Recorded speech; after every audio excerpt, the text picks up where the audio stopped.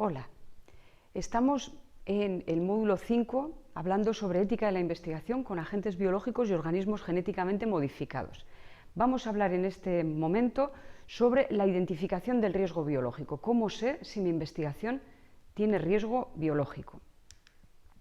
Bien, como hemos visto en otras partes de este curso, cuando hacemos una planificación de una investigación pasamos siempre por 5 campos. El primero trata sobre la cuestión de la responsabilidad, el valor social, los beneficios, riesgos que esperamos de esta investigación, lo que pensamos aportar a la ciencia y a la sociedad con ello. Un segundo punto tiene que ver con la cualificación del personal. En este caso es tan importante como en los demás. Debe estar un investigador capacitado para entrar en un laboratorio y poder manipular, trabajar con los agentes biológicos y también para poder planificar este proyecto de investigación. Tiene que tener una formación específica en riesgo biológico. Este curso intenta dar una introducción a ese tipo de formación. El diseño tiene que tener validez científica y metodológica. Esta es la cuestión que siempre repetimos. Es un proyecto metodológicamente inadecuado e incorrecto, es éticamente inaceptable y esta es una condición sine qua non para poder decir que nuestro proyecto es aceptable. Bien, en el caso de los agentes biológicos y de los organismos genéticamente modificados, cuando hablamos de aspectos éticos específicos, de lo que estamos hablando, como ya hemos dicho, es de bioseguridad. Y por último, se ha de cumplir la normativa, la legislación específica. Mucha de ella atravesará los puntos anteriores, pero quizá, como en este caso, haya legislación específica y permisos que haya que pedir para este proyecto de investigación. ¿Cómo ponemos en práctica la responsabilidad ética en la investigación con agentes biológicos y organismos modificados? Bien, pues hablamos de bioseguridad. ¿Y qué es la bioseguridad cuando uno se pone ante un diseño de un proyecto de investigación? Es que todos los productos biológicos que se vayan a utilizar en esa investigación se hagan de la manera más inocua y sostenible en relación con la salud humana y animal, en relación con la sostenibilidad medioambiental y en relación también con los riesgos que se puedan provocar. Aquí estamos hablando de prevención y, como hemos señalado en el primer apartado, también de precaución y de medidas de seguridad que hemos de tomar. Esto es hablar en términos generales de la bioseguridad. La bioseguridad tiene 4 pasos. Esta es una manera de entenderla, como otras muchas, nos parece que es pedagógica y es la que vamos a transmitir. Tiene 4 pasos. Iniciaremos los 4 pasos de la bioseguridad y veremos qué es lo que el investigador debe plantearse en cada uno de ellos. El primer paso es la identificación y caracterización del riesgo, es decir, qué situación se va a dar concretamente, en qué situación voy a trabajar con el agente biológico, el organismo modificado, qué tipo de organismo es y qué riesgos intrínsecos tiene. Esto es fundamentalmente el primer paso de la bioseguridad. Por lo tanto, lo primero que haremos es identificar el tipo de exposición al que nos vamos a someter en este proyecto de investigación. Y hay básicamente 2. Una es la manipulación deliberada. Yo voy a coger el microorganismo y voy a trabajar con él, el agente biológico, el organismo modificado genéticamente. Voy a hacer una manipulación deliberada de microorganismos, bacterias, virus, hongos, cultivos celulares, endoparásitos, iremos viéndolo. Y también me puede ocurrir que no sea deliberado, sino que yo, al manipular el material biológico, este puede actuar como fuente de exposición. Si yo trabajo con seres humanos o con animales, si trabajo con sus tejidos, con sus muestras, con sus fluidos, si trabajo sobre un suelo o un alimento o incluso sobre el agua, esto puede someterme a una exposición a agentes biológicos básicamente, porque los tiene, porque es portador. No sería una exposición deliberada, pero también hay un riesgo de exposición. Por lo tanto, cuando tengo que identificar el riesgo biológico, lo primero es identificar el tipo de exposición al agente biológico. Este puede ser de tipo deliberado, trabajo con agentes biológicos, trabajo con animales que ya sé que están deliberadamente infectados, o trabajo en un ámbito en el que el agente biológico, el organismo modificado, es el objeto de mi trabajo. Y la no intencionada ambiental es cuando trabajo con tejidos, con muestras, con animales que pudieran estar infectados y por lo tanto también tengo que tendré que tomar medidas, o bien con un sustrato sobre el que pueda haber agentes biológicos que vayan a afectar a la bioseguridad. Esta es la condición. Aquí tenemos un resumen más específico de esto que acabo de decir, sobre el tipo de exposición a agentes biológicos, y ahora pasamos dentro de este primer paso al segundo punto, que es la identificación del agente biológico y la caracterización del riesgo intrínseco que tiene ese agente biológico. ¿Qué tipos hay? Básicamente, microorganismos, cultivos celulares, material biológico y organismos genéticamente modificados. Y, como digo, el grupo de riesgo que asignemos nos dará la característica del riesgo intrínseco que tienen. Empecemos por los microorganismos. ¿Qué tipo de microorganismos son los que vamos a utilizar? Bueno, bacterias y afines, virus, parásitos y endoparásitos y hongos. Estos agentes biológicos son entidades microbiológicas que pueden ser celulares o no, que pueden ser capaces de reproducirse o de transferir material genético y que son responsables muy a menudo de causar infecciones, alergias o toxicidad, que son las tres características de las que se habla al identificar el riesgo. Una vez que hemos identificado qué agente es, vamos a caracterizar el riesgo. Claro, los microorganismos son muchísimos.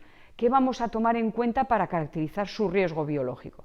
Vamos a dividirlo en 4 grupos, como a todos los demás agentes y organismos, teniendo en cuenta la probabilidad de que causen enfermedad, el riesgo de propagación de estas enfermedades y si hay profilaxis o tratamiento o no. Esto nos caracterizará el riesgo de ese agente concreto. Y luego haremos identificaciones adicionales como las que tenéis aquí expuestas sobre si tienen posibilidad de tener efectos alergénicos, tóxicos, etc. Y se caracterizan añadiendo estas notas al lado del tipo de riesgo que es. Podemos encontrar muchísimas fuentes de conocimiento para saber cuál es la caracterización de este agente que estamos tratando. Pero tenéis que saber que en la mayoría de los países se publican continuamente anexos a las normativas que tienen que ver con riesgo biológico, caracterizando los agentes biológicos que hemos denominado. Y si no, también hay notificaciones internacionales, clasificaciones internacionales. Es decir, es muy sencilla la identificación de la caracterización del riesgo biológico. Los cultivos celulares, como sabéis, son el resultado del crecimiento in vitro de células que hemos obtenido de organismos pluricelulares. Los caracterizamos como agentes biológicos capaces de transmitir otros agentes patógenos, por lo tanto los hemos de tener en cuenta. Los utilizamos en la industria, en la biotecnología, en la medicina, en muchísimos campos, cada vez más porque es un método de sustitución, por ejemplo, en el caso de los animales, y también es un medio que facilita mucho mantener las cepas vivas y todo lo que necesitemos para la investigación biológica. Los tipos más comunes, pues como veis aquí, las que están bien caracterizadas de origen humano o de simios, las de origen no humano, veis que hablamos de bien caracterizadas, pero también hay líneas celulares que no están totalmente caracterizadas, con las que a veces se trabajan, células con patógenos endógenos y células deliberadamente infectadas que vamos reproduciendo para nuestro trabajo, células sanguíneas, linfoides, de tejido nervioso, unas de origen humano de simio y otras de origen animal de otro tipo. Estos cultivos celulares pueden servirnos, como hemos dicho, para ayudar a la supervivencia, a la replicación de determinados productos, para producir proteínas, etc. Pero en ellos también tenemos organismos que son oportunistas en algunos casos, que son contaminantes e incluso podemos hacer células carcinogénicas que también tienen su punto de riesgo para las personas que están trabajando con ellas y, por ejemplo, se las inoculan durante el trabajo. ¿Cómo se caracteriza el riesgo de estos cultivos celulares? Pues digamos que si en todos los organismos se actualiza este conocimiento del riesgo, en los cultivos celulares es muy específico. Tanto es así que podemos buscar directamente cultivo celular, por ejemplo, de sangre y cuál es el tipo de riesgo que hay. Es de imaginar el virus de la hepatitis, el de inmunodeficiencia adquirida, es decir, cualquier virus que pueda ser portado en tejido, en sangre.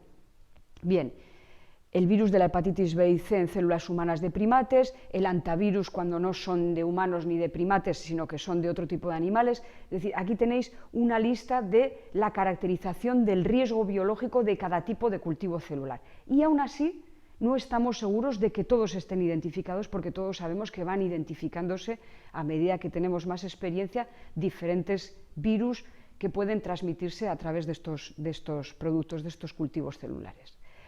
Tenemos, en tercer lugar, otro tipo de material biológico. Si criamos animales, lo manejamos, tejidos, fluidos, lo que hemos comentado, estos pueden ser portadores de agentes biológicos que pueden tener su riesgo y hemos de caracterizarlo también. También, como hemos dicho, en el uso de materiales como suelo o agua o residuos, podemos tener agentes biológicos de los que hemos de caracterizar el riesgo. Y en cuarto lugar tenemos los organismos genéticamente modificados, que es cualquier microorganismo cuyo material genético haya sido de una manera que no se produce de forma natural o en la multiplicación, en la recombinación natural. Esto es un organismo modificado genéticamente. Se pueden obtener por diferentes técnicas, por recombinación del ADN, por incorporación del material genético en un microorganismo, por fusión de células. Es decir, esto es una cuestión técnica sobre cómo se genera un organismo modificado genéticamente. Utilizamos modelos transgénicos, mucho en la investigación, modelos transgénicos animales, pero también utilizamos vectores víricos para transferencia, utilizamos plantas transgénicas. Estos se consideran también organismos modificados genéticamente y han de ser observados desde el punto de vista de la precaución y de la prevención, así como el de la información.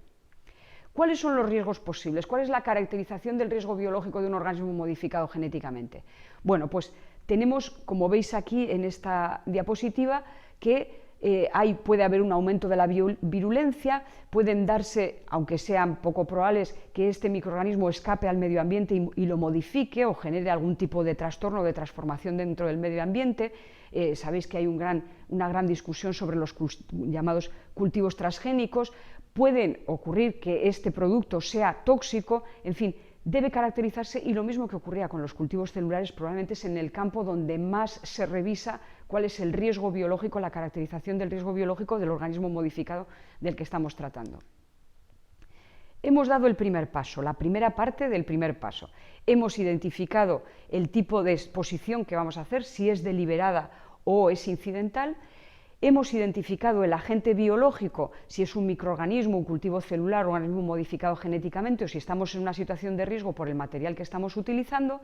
Hemos identificado, hemos caracterizado el riesgo biológico de cada uno de esos productos, del que vamos a utilizar concretamente, y ahora lo tenemos que caracterizar para poder determinar si tenemos un riesgo, si estamos en un grupo de riesgo de tipo 1, 2, 3 o 4, que es la caracterización que se hace.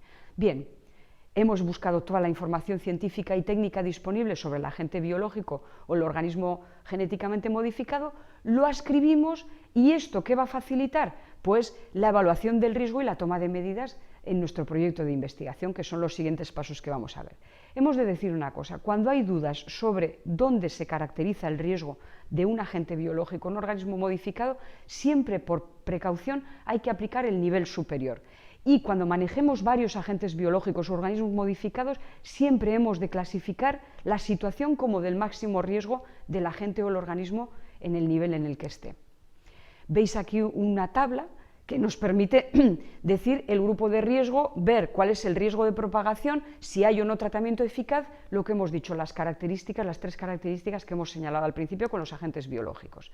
En resumen, hemos dado el primer paso, hemos identificado la exposición, el agente, el riesgo, y hemos caracterizado el grupo de riesgo al que pertenece. Y ahora que he hecho todo esto, ¿cómo sé el riesgo concreto que va a provocar mi investigación cuando la ponga en marcha en el laboratorio?